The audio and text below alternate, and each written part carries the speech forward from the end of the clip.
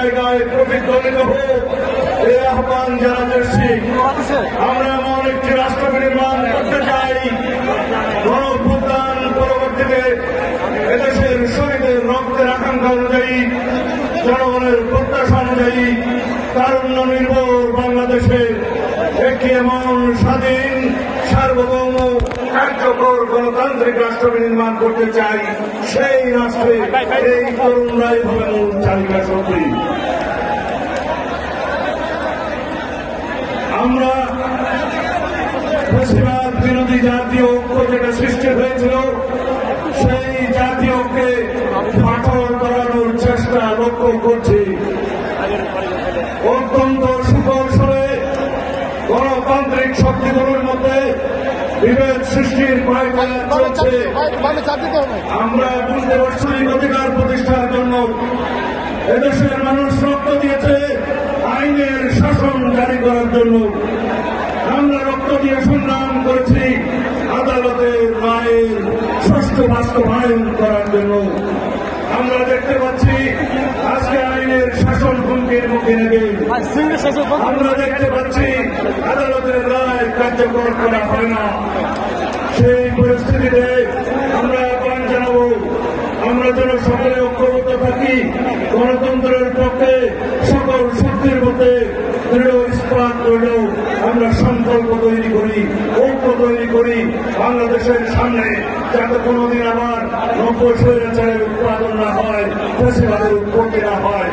আমরা সেই রকম একটি সংবিধান চাই, সেই রকম একটি রাষ্ট্র কাঠামো চাই, সেই রকম রাষ্ট্র সংস্কার করতে চাই, যে রাষ্ট্রের মধ্যে আর কোনোদিন কোন স্বৈরাচারের উৎপত্তি হবে না, আর কোনোদিন সংসদীয় কৈরানের উৎপত্তি হবে না, আর কোনোদিন রাষ্ট্রে স্বৈরাচারের ফ্যাসিবাদের উৎপত্তি কোন প্রজনন স্থল হবে না। এই দেশে আমরা জানি 200 বছরের ব্রিটিশ শাসনের সময় ইস্ট ইন্ডিয়া কোম্পানি যে লুটপাট করেছিল, তার চাইতেও বহুগুণ লুটপাট করেছে আওয়ামী ফ্যাসিবাদী শক্তি।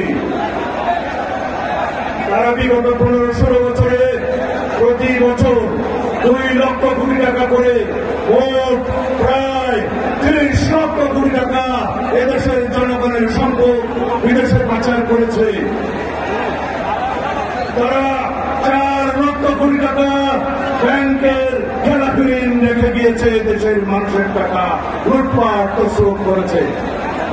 মেগা প্রকল্পের নামে 2,80,000 কোটি টাকা মেগা দুর্নীতি করেছে এই ফ্যাসিস্ট হাসিনা।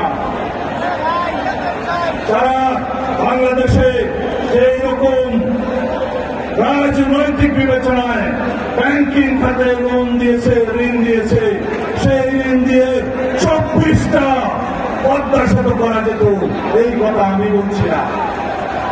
এই সমস্ত তথ্য দেবপ্রিয় ভট্টাচার্যের নেতৃত্বে গঠিত শ্বেতপত্র কমিটির রিপোর্টে প্রদান করা হয়েছে।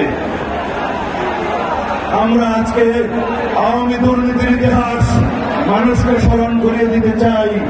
আমরা যেন পরস্পর ফ্যাসিবাদ বিরোধী গণতান্ত্রিক আন্দোলনে যে সমস্ত শক্তি আছি, তারা যেন আমরা একতাবদ্ধ হই।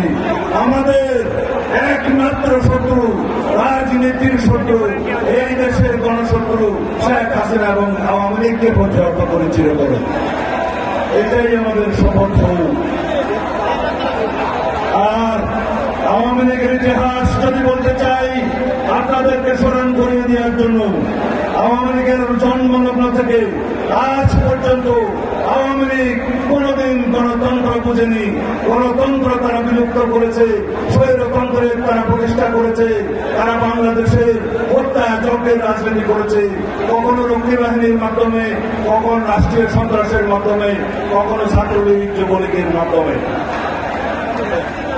আমরা যারা গণতন্ত্রের পক্ষে সংগ্রাম করেছি, আমরা যারা আমাদের দেশনায়ক তারেক রহমানের নেতৃত্বে দীর্ঘ 15-16 বছর বাংলাদেশের ফ্যাসিবাদ বিরোধী গণতান্ত্রিক সংগ্রাম করেছি, তারা আমরা আজকে কোন কোন দেশের নাকি এজেন্ট হয়ে গিয়েছি। এই সমস্ত বয়ান কারা করছে? যারা এই দেশের গণতন্ত্রের পক্ষে কথা, যারা মনে করে এদেশের স্বাধীনতার সার্বভৌমত্ব রক্ষা করার পক্ষে কথা বলছি, তারা মনে করে তারা তার বিরুদ্ধে। আমরা বুঝি এই দেশে পরস্পরের মধ্যে বিভেদ সৃষ্টির মধ্য দিয়ে বেশিবাদী শক্তি নতুন করে আবার পায়তারা করছে এদের মাধ্যমে বাংলাদেশে প্রবেশ করার জন্য। আমরা নির্বাচনের রুটম্যাপ চেয়েছিলাম, আমরা কারো পদত্যাগ চাইনি। পদত্যাগের নাটক দেখেছে বাংলাদেশের মানুষ। আমরা সুস্পষ্ট জাতীয় সংসদ নির্বাচনের জন্য অতি অবশ্যই ডিসেম্বরের মধ্যে একটি রুটম্যাপ চেয়েছি। আমরা গণতান্ত্রিক অধিকারের জন্য যদি কথা বলি, সেটা যদি আমাদের অপরাধ হয়, সেই অপরাধ আমরা বারংবার করতে পারব। আমরা আশা করি এই সরকার আইনের শাসন প্রতিষ্ঠা করবে, আদালতের রায় কার্যকরের মধ্য দিয়ে ইশরাক হোসেনের শপথ পাঠ করাবে, এই সরকার নির্বাচনের জন্য রোডম্যাপ প্রদান করবে।